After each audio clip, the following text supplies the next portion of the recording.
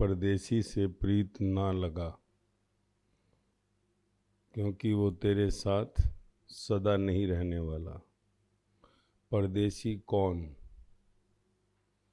जो परमानेंट नहीं। तेरे पास कोई भी आता है तो तू क्या कहता है? परदेसी, दूसरे देश से आया। दूसरे देश यानी जो तेरे घर का सदस्य नहीं है, तेरे घर की दीवारों के अंदर नहीं रहता, जो तेरे घर में नहीं रहता, बाहर से आया। वो कौन? परदेसी। तेरे जीवन में भी यही तुझे जानना है कि तू इस परदेश में आया है। ये संसार, ये देश तेरा, जिसको तू कहता है मेरा, ये तेरा नहीं है, क्योंकि यहाँ से तू एक दिन चला जाएगा। जहाँ तू रह रहा है, जिनके साथ तू रह रहा है, तेरा घर, तेरा परिवार, तेरे संबंधी, तेरे दोस्त, जो भी आज तेरे संग हैं, वो सब कल ना रहेंगे, तेरे संग ना रहेंगे, क्योंकि तू आया है, तू चला जाएगा। तू इस संसार में परदेसी है। जैसे तेरे घर में कोई आता है तो तू कहता है परदेसी, ऐसे ही इस संसार में तू परदेसी है। एक दिन चला जाएगा, जिसको कहते हैं मृत्यु। तेरा वीज़ा जितने समय का तुझे मिला है उतना ही तू रहेगा, उसके बाद तू चला जाएगा। अगर तू अपने से ही चला जाए तो तेरा सम्मान होगा, और तुझे धक्के मारकर फेंका जाए तो अपमान होगा। यदि किसी को रहने के लिए कोई बुलाता है, 2 दिन 4 दिन रहे तो सम्मान। कहीं तेरे परिवार का कोई सदस्य आ गया, गांव से आ गया, कहीं से भी आ गया, 2 दिन 4 दिन रहे तो तू आवो भगत कर लेता है। और कोई 2 महीना 4 महीना ही टिकने लग जाए रुकने के लिए, तो तू क्या उसका सम्मान करता है? तो उसके साथ ऐसा बर्ताव करेगा कि वो जाए वहां से। ऐसे ही तू परदेसी है संसार में, तुझे एक दिन जाना है। तू अपने जाने के लिए कहीं भी जोन सा है तैयारी नहीं करता, इसलिए जब तेरे को निकाला जाता है तो तेरे को कष्ट होता है, तकलीफ होती है, रोता है, पिटता है। और तू ही नहीं रोता पिटता, तू ही नहीं दुखी होता, तेरे वाले भी दुखी होते हैं, रोते हैं, पिटते हैं। इसलिए तू देख, जब किसी की मृत्यु होती है तो कितनी जो है दहाड़े रोना पिटना होता है। कहीं ज्यादा कोई रो पिट रहा हो तो क्या कहते हैं, कोई मर गया क्या तेरा? जहां तू रोना पिटना सुने तो क्या मन में आता है? पहला, कोई मर गया क्या? क्यों इतना रो रहे हो? तो जब कोई मरता है तो संसार में सब रोते हैं। जो चला गया वो भी रोता है, परंतु उसका रोना सुनाई नहीं देता, क्योंकि उस समय वो जानता है कि मैंने जीवन गंवा दिया, मैंने जीवन गंवा दिया। वो इसलिए रोता है। और जो बाहर हैं वो रोते हैं, कहीं कुछ किसी की प्राप्ति थी, किसी का बाप मरा, कमाऊ बाप है तो बच्चे रोते हैं कि कमाई रुक गई। पत्नी रोती है कि अब चला गया तो कौन देखेगा मेरे को। कहीं ना कहीं किसी ना किसी की कोई ना कोई इच्छा है, और यदि इच्छा नहीं है तो मृत्यु से भी इतना कोई फर्क नहीं पड़ता। इसलिए जब कोई 70-80 साल में जाके मरता है तो कोई रोता नहीं है। पहले तो लड्डू बांटते थे, कोई मरता था 70-80 में। कोई अगर 70-80 साल में मरा तो बैंड बाजा बुलाते थे, जैसे शादी हो गई है। याद होगा तो, अगर याद पुराना, सबने मालूम है, पुराने लोग हैं। जब कोई मरता था 70-80 में तो लड्डू बांटते थे, दादाजी मर गए, ले लड्डू खा। पिताजी मर गए, बर्फी मंगाओ जी देसी घी की, आज थारू की मिठाई मंगाओ, वैसे कभी नहीं खाई थी चाय। क्यों? दादाजी मर गए, पिताजी मर गए, माँ मर गई। 70-80 के अंदर क्यों क्यों खुशी होती थी? इसलिए कि किसी काम का नहीं था, सेवाएं बहुत करवाता था। डॉक्टर के पास ले जाओ, उठ के रोटी खिलाओ, किसी काम का नहीं था, नकार हो चुका था। कमाऊ मरे तो रोना आता है, और अगर नकारा मरे तो कोई रोना नहीं। तो बाद में वो प्रथाएं बदल जाती हैं, क्योंकि ढोल पर भी वो कहते हैं कौन खर्च करें, लड्डू भी क्यों खर्चा करा जाए। लड्डू भी बंद कर दिए इसलिए कि रोना फ्री का है, परमात्मा ने दिया, थोड़ा रो लेते हैं। तो अब कोई बुजुर्ग भी मरे तो रो लेते हैं, क्योंकि रोना फ्री का, लड्डू के पैसे लगते हैं, बैंड बाजे के पैसे लगते हैं। जब खाई नकारा आखिरी में भी क्यों 2-5 हज़ार खर्च किया जाए, तो वो भी बंद। अभी तुझे वो ढोल भी नहीं दिखाई देंगे। तो क्यों? क्योंकि हम बिजनेसमैन हैं, व्यापारिक हैं, बुद्धि वाले। हमको हर चीज में कहीं ना कहीं कुछ ना कुछ चाहिए, तभी हम किसी को प्रीत करते हैं। तो कहा कि संसार में जो भी आता है वो जाने के लिए आया है। संसार में आना ही जाना है, इन ही आउट है। अगर तू एंट्री किया है तो एग्जिट होगा ही। तेरा जाना निश्चित है, और जिसका जाना निश्चित है वो परदेसी हुआ ना। वो पीछे सुना था ना, जो एक आई थी गजल सुनाई, न जाने कौन सा देश जहां तुम चले गए। बड़े शौक से गाया था, सबने सुना था। वो यही था, क्योंकि जब कोई गायक गाता है तो उसकी आवाज जो है वो कहीं मन से उठती है, मन से, अंदर से। क्योंकि उसका बेटा स्वयं का, उसकी मृत्यु हो गई, इसलिए उसने गाया था वो।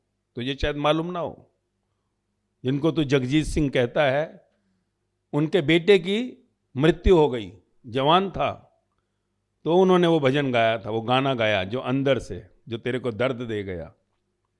ना जाने कौन सा देश जहां तुम चले गए, चिट्ठी ना कोई संदेश, बताया भी नहीं तो चला गया। वो क्या था? क्योंकि परदेसी है तू, ये देश तेरा नहीं है, ये लोग जो है तेरा परमानेंट रेजिडेंस नहीं है। और तूने परमानेंट मान लिया, मैं खार में रहता हूं, ये घर मेरा है। तूने परमानेंट मान लिया, ये परिवार मेरा है, मेरे बच्चे हैं, मेरी पत्नी है, मेरी माँ है, मेरा बाप है। ये सब तो तेरे मेले के अंदर मिले हुए साथी हैं। ये ऐसे ही है जैसे एक बोगी के अंदर तू यहां से बनारस जाए और डिब्बे के अंदर तू अकेला है, थैला लेकर गया और 5 लोग मिल गए और रास्ते में तेरी दोस्ती हो गई, उनसे संबंध जुड़ गए। 24 घंटे की जर्नी के अंदर किसी से कैसा संबंध जुड़ता है? और यदि कोई 24 साल रुक जाए तो उसके संबंध तो नेचुरली बड़े होंगे ना। अब जन्म चाहे जौन सा है वो किसी की भी कोख से लिया हो, पर संबंध तो जुड़ने से ही होते हैं ना। तो संसार की रचना में ये संबंध जो हैं ये तेरे कर्मों के अनुसार होते हैं। पुनर्जन्म के कर्म, पता लगा कि हाँ इसके राजेश के ये कर्म हैं और इसके बच्चे जो उनसे उनके ये कर्म हैं, तो वहां पर मिसमैच को मैच किया जाता है। जंबल वर्ड्स स्कूल टाइम में तूने पढ़ा होगा कि शब्दों को बदल दिया और लगाओ। जैसे मान ले मैं कहूं माँ और डंडा डाल दूं और रा, तो कहूं इसको जो है बनाओ शब्द, तो तू क्या करेगा? रा डंडा माँ कर देगा, राम। तो ऐसे ही शब्द गिरा दिए गए संसार में कर्मों के अनुसार कि एक के ये कर्म हैं, फिर कहीं कोई उसके दूसरे, तीसरे, चौथे, तो कोई उसके साथ मैच हो जाता है। अगले जन्म में ये बेटा बनेगा क्योंकि इसके कर्म ऐसे ही हैं, इससे मैच करता है, ये पत्नी बनेगी। इसलिए देख, पता होता है तुझे कौन पत्नी बनेगी तेरी? कहां से अचानक हो गया? कहता है अचानक आया था बंबई, मालूम नहीं कैसे देखा और हो गई। कभी सोचा भी नहीं था बंबई में शादी हो जाएगी, हैं? क्या बंबई में शादी? कैसे सोचा नहीं। और फिर बच्चे आएंगे, किसको मालूम आएंगे या नहीं आएंगे? बेटा ही आएगा या बेटी ही आएगी? और फिर बेटा आगे सपूत निकलेगा या कपूत निकलेगा ये भी मालूम नहीं। पढ़ा लिखा बनेगा, आईएएस बनेगा, मेरी तरह होशियार बनेगा या चपरासी बनेगा, क्या मालूम। हाथ पैर मेरी तरह सलामत होंगे या नहीं होंगे, क्या मालूम। तो सारा खेल क्या है? आंखों वालों का बेटा अंधा हो जाता है, किसी के पांव फिट हैं, उसके बच्चे को पोलियो हुआ पड़ा है। ये सब क्या है? Jumble words. पुनर्जन्मों के कर्मों से वो तेरे साथ जुड़ गए।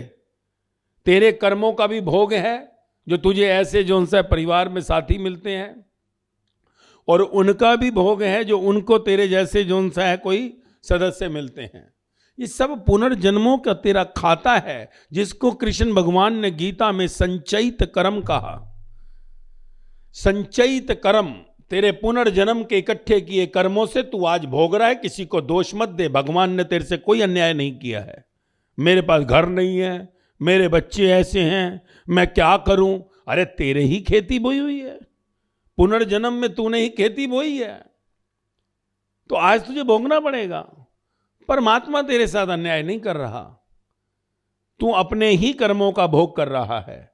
अब अगर अपने कर्मों का भोग तू सही स्वागत करता हुआ करे तो फिर तेरा अगला जन्म नहीं है, तू परमात्मा के पास पहुंच जाएगा। फिर कहीं देवी देवता, ईष्ट, ब्रह्मा विष्णु महेश, वो सब ढोल बजाएंगे तेरे आने पर, स्वागत करेंगे। आ गया हमारा प्यारा एक घर में, क्योंकि वहां तो सैकड़ों बरसों में कोई पहुंचता है ना, कहीं 100 बरस निकल जाते हैं, उनके घर में एक आता है, किसी का जन्म होता है। संसार में तो रोज जन्म हो रहे हैं, हर पल में जन्म हो रहे हैं, ढोल बज रहे हैं सब जगह। अरे बच्चा हुआ, बेटा हुआ, बेटी हुई, बेटा हुआ, बेटी हुई।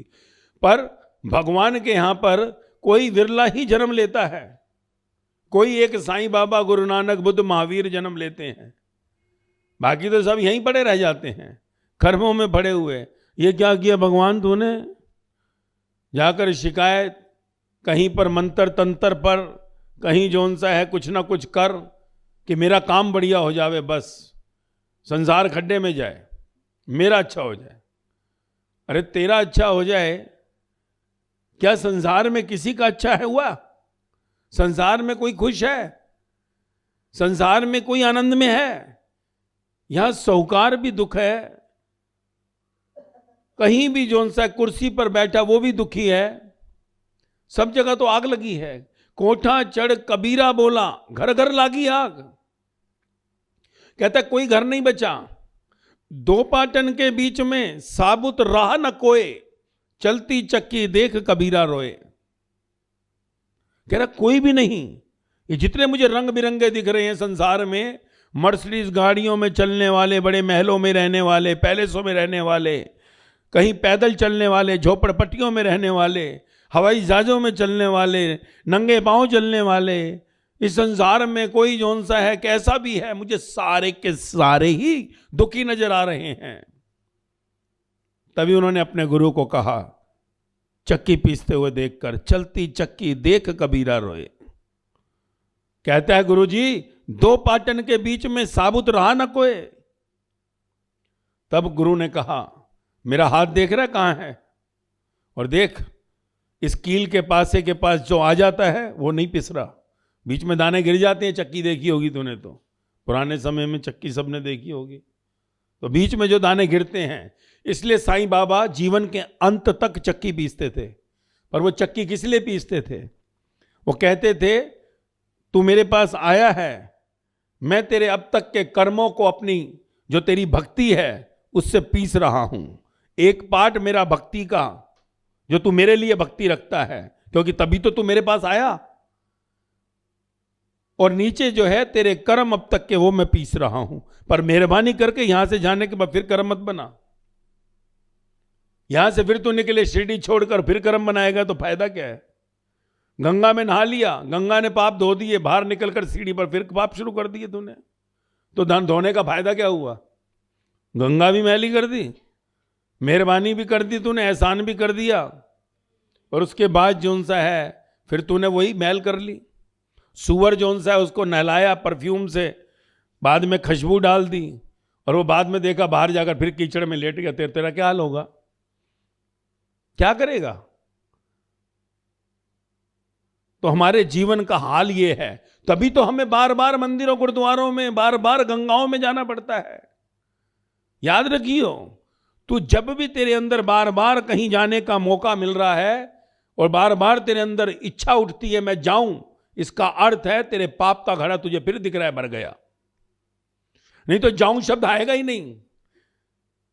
जब तू कहे कि मेरे को जाना है तीर्थ पे, जब तू कहे मुझे गंगा नहाने जाना है, समझ ले तेरा घड़ा भरा हुआ है। क्योंकि अंदर तेरे विचार आया कैसे तू जाए। जिस दिन तू निर्मल हो गया, तेरे पांव खुद गंगा में पहुंच जाएंगे, तुझे मालूम नहीं पड़ेगा तू कब गंगा पहुंच गया। जिस दिन तू निर्मल हो गया, तेरे पांव खुद मंदिर में पहुंच जाएंगे, तुझे सोचना नहीं पड़ेगा मंदिर जाऊं। जो अपने आप हो जाए तो निर्मलता, करना पड़े तो तेरा कहीं ना कहीं कचरा आ गया है। और संसार में ज्यादातर तो जौन सा है, प्लानिंग होती है। प्लानिंग, बिना प्लान के तू हनुमान चालीसा भी ना पढ़े, बिना प्लान के तेरे संसार में तू अगरबत्ती भी ना जगाए। और जहां प्लान है, जहां रूटीन है, वहां परमात्मा नहीं हो सकता। अगर तेरी रूटीन है तो परमात्मा नहीं, क्योंकि परमात्मा रूटीन नहीं है। परमात्मा सहज अवस्था है। परमात्मा बंधन में नहीं आता। और तू अपने को बांध लेता है जब कहता है मैं रोज करता हूं। बड़े रुआब से कहेगा रोज सुबह नहाए बिना, जब तक मैं अगरबत्ती जोत न जगाऊं तब तक मैं खाता भी नहीं हूं। ओहो लाओ जी इनकी आरती उतारो, इतना बड़ा भक्त, इसी का भोग लगा दो। मैं हर मंगलवार को व्रत रखता हूं, मैं सिद्धि विनायक जाता हूं हर मंगलवार, मैं 6 महीने में शिरडी जरूर जाता हूं, मैं वैष्णो देवी जाता हूं हर महीने। तो फिर माता की जरूरत नहीं, इसी की आरती उतारो, इसी की तो आरती उतारो। ये रोज शिरडी जाता है भाई, हर 6 महीने में जाता है। तू जाता है मतलब कहीं ना कहीं तेरे अंदर अपवित्रता है। तू जाता है, तू पूजा करता है, यानी तू अपवित्र है। तुझे ये इस चीज का बोध है कि मैं करता हूं, मैं मैला, कहा ना आजवाणी में, मैं मैला, मैं ही तेरा किया दिया को पानी फेर देता है। और मैं मुआ तो खुद खुदा हुआ, मैं मुआ तो खुद खुदा हुआ, मैं हटी तो तू खुद ही परमात्मा हो गया। पर्दे ही तलक सब सजदे हैं, सजदे ही तलक सब पर्दे हैं। जब पर्दा उठा तो आप हुआ, अब आपको सजदा कौन करे। अब तुझ में मुझ में भेद रह गया क्या? भेद है तो भक्ति नहीं हुई। भेद मिटते ही भक्ति जो है प्रकट हो जाती है। मैं और तू एक हो जाए तो भक्ति, मैं और तू 2 हैं, संसार लुप्त हो जाए, जगत दिखाई ना दे तो प्रेम, मैं और अनेक हैं तो संसार। तो यात्रा कहां से है? संसार से प्रेम, प्रेम से भक्ति। अगर तू संसार में है, अभी तेरे जीवन में एक नहीं, तो फिर यात्रा अभी बाहर से अंदर की ओर हो रही है, प्रेम की ओर हो रही है। जब तक अटूट विश्वास नहीं आएगा तब तक प्रेम जन्म नहीं ले सकता। एक प्रेम होता है जो तू शरीर से करता है, शक्ल देखते ही हा देखता है ना, कहीं रिश्ता देखने गया लड़के के लिए, लड़की के लिए, हाँ सुंदर है, बढ़िया, फिट, ओके, बंगला है, गाड़ी है, सुंदर है, बस खत्म। संसार में तो तू ऐसी संबंध बनाता है ना। परंतु परमात्मा की राह के ऊपर जो प्रेम की परिभाषा है, वहां पर बाहर के शरीर तेरे बंगलों की बात नहीं है। ये तेरे अंदर के विचार, ये तेरे अंदर की जौन सी है उस स्थिति का है, वह खान जहां पर कि परमात्मा स्वयं प्रवेश करता है। क्योंकि जब अंदर प्रेम होता है तो परमात्मा के द्वार खुलते हैं, और जब बाहर प्रेम होता है तो संसार के द्वार खुलते हैं। और संसार के द्वार बंधन हैं, संसार के द्वार चक्रव्यूह है, वो जो अभिमन्यु का, जिसको कोई भेद नहीं सका। अंदर के द्वार मुक्ति है। अंदर जो है चक्र को तोड़ने का भेद है, क्योंकि कृष्ण तेरा अंग संग है। बाहर कृष्ण नहीं, अंदर कृष्ण है। अंदर कृष्ण तुझे फंसने नहीं देगा। इसलिए जितना जल्दी हो बाहर से अंदर की यात्रा कर, शरीर से अशरीर की यात्रा कर, जगत से ब्रह्म की यात्रा कर। तमसो मां ज्योति गमा, अंधेरे से रोशनी की ओर चल। क्योंकि ये शरीर सदा साथ नहीं देगा। परदेसी है तू, you are a visitor, passenger है इस संसार में। धर्मशाला में रहने के लिए आया है, घर नहीं। धर्मशाला क्या है? घर को घर मत कह दियो, यही चूक हो गई। घर को अगर तू अपनी धर्मशाला कहे तो ज्यादा अच्छा। बाहर भले तुझे कहना पड़े हाउस नंबर, फ्लैट नंबर, पर अंदर तेरे पक्का कर। जब तू घर में घुसे 2 मिनट रुक, क्या धर्मशाला में जा रहा हूं। ये सब जो है अंदर जो बैठे हैं, मेरे बच्चे, पत्नी, पति, सब ये जो है साथी हैं इस मेरे धर्मशाला के। जैसे हरिद्वार जाए, शिरडी जाए, धर्मशालाएं बनी हैं, सराय बनी हैं, तो वहाँ कैसे होता है? सब जगह से लोग आकर रहते हैं कि नहीं? इकट्ठे रहते हैं। तो सब जो है क्या है? तेरे साथी हैं। और उस धर्मशाला से तुझे एक दिन जाना है। परंतु अगर धर्म का ही नहीं मालूम तो शाला क्या होगी? धर्म ही नहीं जाना। धर्म यही है कि तू अपने को जान कि तू एक पैसेंजर है जो एक दिन उतरेगा। पर अगर तेरा मंजिल परमात्मा नहीं, पार ब्रह्म नहीं, तो कहीं ना कहीं जंगलों में विचरता रहेगा। ट्रेन चलती है, अगर तू जाता है दिल्ली, तो रास्ते के अंदर कहीं ट्रेन अगर रुक जाती है, कभी क्रॉसिंग वगैरह कहीं जंगलों में, तो क्या तू उतरता है? तू मंजिल तक पहुंचता है। ऐसे ही तेरे मनुष्य जन्म की मंजिल, तेरा अपना घर, वो परमात्मा का वास है जहां से तू चला। परंतु यदि तू कहीं रास्ते में जान ही नहीं पाया कि परमात्मा का घर क्या, तो तुझे बीच में ही कहीं जंगल में उतरना पड़ेगा। और जंगल में उतरने के बाद कोई मिलता नहीं है, और वहां बड़ा रोना पिटना पड़ता है कि पूरा जीवन मैंने इस संसार में गंवा दिया और ये क्या मैंने अपनी दशा बना ली। रोता है, पिटता है, सुनने वाला भी कोई नहीं। इस संसार में तो फिर भी तू रोए पिटे तो आजू बाजू वाला कोई आ जाएगा, क्या हुआ भाई, क्या भूख लग रही है, रोटी नहीं है, कोई तुझे एक रोटी दे जाएगा, कोई तुझे पानी पिला देगा। परंतु वहां कोई उठाने वाला नहीं, कोई खिलाने वाला नहीं, कोई पिलाने वाला नहीं। इसलिए कहा कि जीवन का ये सत्य जान कि तू इस संसार में परदेसी है, क्योंकि एक दिन चला जाना है, एक दिन टुर जाना, एक दिन निकल जाना है। परंतु अगर तू इस घर को अपना परमानेंट बनाकर बैठा है, तो एक दिन तुझको बाहर धक्का मारा जाता है, और उस दिन जगत भी रोता है और तू भी रोता है। तो हम जीवन का जब तक ये सत्य जानेंगे नहीं कि परमात्मा से जो हमें अवसर मिला है इस मनुष्य जन्म में आकर हम अपने घर की ओर प्रस्थान करें। घर से तू जितना आता है उतना तुझे जाना पड़ेगा। तू अब अपने अपने घर से आए, सबके अपने अपने घर हैं, क्योंकि ये जगत अनेक से बना है। ये परमात्मा की रचना है, एक से अनेक। परंतु अनेक को अपने घर तो आना है ना। अगर ट्रेन तूने पकड़नी है दिल्ली के लिए, राजधानी या डीलक्स, तो तू उस ट्रेन के अंदर ही जाता है ना। एक ट्रेन में कितने लोग सवार होते हैं? एक ट्रेन में एक व्यक्ति नहीं है, कितने लोग हैं, और सब कहां पहुंचते हैं? मंजिल पे। दिल्ली में ही उतरेंगे जाकर। अगर दिल्ली के बैठे हैं तो दिल्ली उतरते हैं, परंतु ट्रेन तो तुझे दिल्ली की पकड़नी पड़ेगी। अगर दिल्ली की ट्रेन नहीं पकड़ी तो दिल्ली पहुंचेगा कैसे? इसलिए कहा कि अपने को जान कि तुझे किस ट्रेन में बैठना है। तुझे परमात्मा की ट्रेन पकड़नी है। तुझे साईं बाबा, गुरु नानक, बुद्ध, महावीर, राम, कृष्ण, जो भी तेरा इष्ट है, उनकी ट्रेन पकड़नी है क्या? क्योंकि वो सब एक ही देश के वासी हैं। यदि तू उस ट्रेन में नहीं बैठेगा तो पहुंचेगा कैसे? और वो ट्रेन कब मिलती है? जब शरीर छूटता है। शरीर छूटते ही तेरे को वो ट्रेन खड़ी हुई मिलती है। परंतु अगर तूने उसके लिए कमाई ही नहीं की, टिकट के पैसे ही नहीं है, तो उसमें चढ़ेगा कैसे? तेरी संसार की ट्रेन में ही तू फोकट में नहीं चढ़ पाता, टीसी निकाल देगा, हथकड़ियां भी लगवा देगा।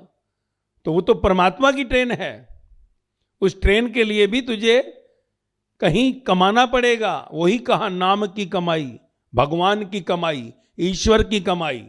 उसी कमाई को साईं बुद्ध, महावीर, गुरु नानक, कहीं जोन सा उन्होंने यही कमाई किया, और उन्होंने इस शरीर की यात्रा पूरी होते ही पार ब्रह्म को प्रस्थान किया, परमात्मा तक पहुंच गए। और जो एक बार परमात्मा तक पहुंच जाता है उसकी वापसी नहीं होती, क्योंकि वहां जाकर अमृत मिलता है। वो अमृत देखा ना, जो शिव भगवान ने निकाला सागर से अमृत मंथन करके, वो अमृत का घड़ा वहां पड़ा हुआ है, जिस अमृत को तुझे चखा दिया जाता है। जो वहां पहुंचते हैं अमृत मिलता है। जैसे संसार में तेरे अमृत देते हैं, कहीं तू मंदिरों में जाए, पूजाएं पाठ करे तो अमृत मिलता है ना, चरणामृत जिसको तू कहता है। तो वहां भी उसी चरणों का अमृत मिलता है, जहां शिव खड़े हो जाए उस चरणों का अमृत। यहां कहीं तेरे को जो अमृत मिलता है वो इसलिए कि एक दिन तू अपने शिव के चरणों का अमृत ले सके। ये चरणामृत लेने से काम नहीं चलेगा, बहुत पिया तूने, परंतु जब तक उस चरणों का अमृत नहीं लिया तब तक तू अमरता को, कहीं उस ब्रह्म को, भगवता को उपलब्ध नहीं हो पाएगा। तो हर संसार में किया हुआ कर्म तेरे को उस अकर्म की ओर ले जाता है, हर तेरा कर्ता भाव उस अकर्ता भाव की ओर ले जाता है, पर तू कर्म और कर्ता भाव में ही अटक गया। और यही कारण है तू इस संसार में पड़ा है। गुड बाय कर, चलने के टाइम टाटा करता है ना, बाय बाय, अच्छा फिर मिलेंगे। ट्रेन चलती है तो कैसे हाथ हिलाते हैं, चलो मिलेंगे। क्यों? क्योंकि तेरे को खुशी होती है, तू कहीं गांव जा रहा है, कहीं जा रहा है। और यदि जोन सा है कहीं जेल में जा रहा हो, तो जेल में जा रहा हो तो खुशी होती है, पुलिस की गाड़ी में जा रहा हो तो हाँ फिर मिलेंगे, हैं, खुशी होती है। तो सोच, एक यमदूत आएंगे लेने के लिए, हथकड़ियां पहना कर ले चलेंगे यमराज के यहां से, और एक ब्रह्मदूत आएंगे कहीं तेरे को लेने के लिए ट्रेन में परमात्मा तक की। तो कहां जाने का विचार है? शरीर से लोकल में बहुत घूमता है, राजधानी प्लेन में खूब घूमता है, पर इस संसार की ट्रेन और प्लेन और बस, कार और टू व्हीलर, ऑटो, जितना भी घूम, परंतु ये सब के सब व्हीकल संसार के हैं। देख, हर जगह जाने के लिए कोई ना कोई व्यवस्था है। अब अगर तेरे को गांव जाना है तो साइकिल से जाएगा, कहीं ना कहीं ट्रेन पकड़ता है, बस पकड़ता है। अगर तेरे को रास्ते में नदी पार करनी हो तो नदी पार करने के लिए गांव जाना है तो क्या करेगा? साइकिल चलाएगा, उस पर स्कूटर चलाएगा। ट्रेन स्टेशन पे उतारती है, बाहर निकलकर क्या कहता है? रिक्शा, ऑटो, कुछ भी चल रहा है। परंतु रास्ते में नदी आ गई तो वही ऑटो, रिक्शा वाला, साइकिल वाला, टांगा तेरे को ले जाएगा पानी के ऊपर से, फिर वहां उतरेगा। उसको पार करने के लिए वहां नाव खड़ी हुई है, नाव में चढ़ेगा, नाव तेरे को दूसरे किनारे पे लेके जाती है। तो हर जगह गाड़ी है, व्हीकल है। प्लेन धरती पे चलेगा, प्लेन आकाश में उड़ता है, हर एक की अपनी व्यवस्था है। तो परमात्मा के यहां जाने के लिए भी तो कोई गाड़ी चाहिए। परमात्मा के लिए कौन सी इंडियन रेलवे काम करेगी, हैं? या परमात्मा के लिए तेरा कोई जेट एयरलाइंस काम करेगा, किंगफिशर काम करेगा? 50,000 फुट के ऊपर तो वो उसके हाथ पैर हिलने लग जाते हैं। प्लेन तेरा 50,000 फुट ऊपर जाते ही कंपन शुरू कर देता है कि ऊपर गया तो बर्बाद हो जाएगा, फट जाएगा, आग लग जाएगी। और वहां तो जोन सा है, कितनी दूर है? करोड़ों मील दूर है तेरा सूर्य, तो सूर्य के ऊपर है वो, तो वहां कौन सी गाड़ी जाएगी? सोच। तो वहां जाने के लिए एक ही गाड़ी है कि तू अपने को मिटा दे। निरंकार की गाड़ी तुझे परमात्मा तक पहुंचाएगी। निरंकार की गाड़ी, निरंकार, तू अपने को मिटा तो ब्रह्म की गाड़ी तुझे वहां तक लेकर जाएगी। और अगर तू है तो वो ब्रह्म की गाड़ी जोन सी है आएगी नहीं तेरे लिए, फिर तो तेरे को मारते पीटते हुए ले जाएंगे। तभी तो पाताल नीचे कहा, धरती के, उड़ने की जरूरत ही नहीं है। कहते हैं ना, ग्रंथों में कहा हुआ है, पाताल कहाँ है? धरती के नीचे। परमात्मा कहाँ है? ऊपर। कभी तूने भगवान की तरफ इशारा करना हो, कभी धरती की तरफ करता है क्या झुक के? हे भगवान, हाथ ऊपर उठाता है ना, हे भगवान। कभी नीचे उठाया? हे भगवान। ऊपर उठाया, हे भगवान। नीचे क्योंकि पाताल है, सजा भोगने के लिए नीचे जाना पड़ता है। तो इसलिए नीचे जाने के लिए कोई जरूरत नहीं है तेरे को टेंशन लेने की, वो तो धंसता ही चला जाएगा अंदर। इसलिए तो कहीं ना कहीं दफनाया जाता है, जलाया जाता है, क्योंकि मालूम है कि जो उड़ने वाले हैं, जो परमात्मा तक जाने वाले हैं, वो चंद हैं।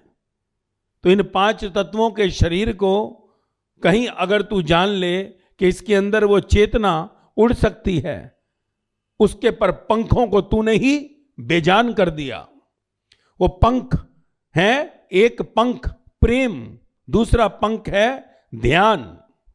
प्रेम और ध्यान ही तेरे को परमात्मा तक ले जाएगा। तेरा प्रेम है नहीं किसी से, तो तेरा ध्यान लगेगा किस चीज में? ध्यान बिना प्रेम के नहीं लगता। कभी प्रेम किया हो तो याद कर कैसा ध्यान लगा उसमें। पर वहां तेरा ध्यान शरीर में होगा। जिसको तू कहता है मेरी प्रेमिका, मेरा प्रेसी, कहते हैं ना कि मेरा जो उनसा प्रेमी है, शादी से पहले कभी विवाह किया, वो प्रेम जो है शरीर का था। पर परमात्मा का प्रेम अशरीर है।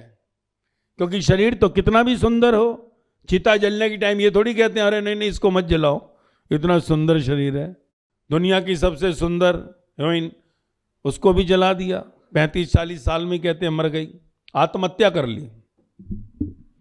तो यहां तो सब जाएंगे। तेरी सुंदर सुंदर हीरोइनें हो, उनको भी उसी राख में जलाना पड़ता है, कोला हो जाती हैं, राख हो जाती हैं, काला।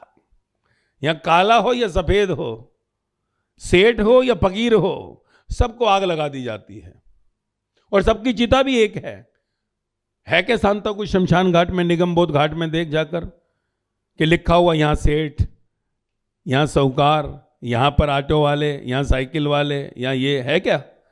वहीं पर सेठ जल गया, वहीं पर पता लगा अभी तो जलाया था राजेश खन्ना को और उसके ऊपर दूसरा जला दिया ऑटो वाला, तीसरा भिखारी भी ऊपर जला दिया। अरे ये कैसे? वहां सब एक जो हो जाता है। क्योंकि मरने के बाद कौन है सुपरस्टार और कौन है जो सा प्रधानमंत्री और कौन है राष्ट्रपति, कौन है तेरा सेठ? सब जलकर राख, कोला हो गया, मिट्टी हो गया। तो ये जीवन की यात्रा इस शरीर से नहीं होती। ये शरीर तो एक माध्यम है अगली गाड़ी पकड़ने के लिए। अगली गाड़ी तुझे परमात्मा की पकड़नी है या संसार में ही पड़ा रहना रेंगते हुए, ये तू विचार कर। ये शरीर मनुष्य का मिला इसलिए है तुझे कि तू कमाई कर, ताकि परमात्मा के उस प्लेन या ट्रेन की टिकट कटवा सके। अगर तेरे पास कमाई नहीं होगी तो टिकट कटेगी नहीं, और संसार की धन दौलत काम नहीं आती, संसार का सोना चांदी काम नहीं आता, वो तो चिता के साथ जल जाता है सब। तो वहां कौन सी कमाई जाती है? वही है कमाई जिसको क्रिमान कर्म कहा। गीता में कृष्ण भगवान ने क्रिमान कर्म, क्रिमान कर्म का अर्थ है जो भी तेरे जीवन में हो रहा है सबका स्वागत कर, कोई शिकायत मत कर, सब वाह वाह, रो मत, पिट मत, मेरे पास ये नहीं है वो नहीं है, कैसे होगा, क्या हो? अरे आ भी गया तो जलेगा, मरेगा।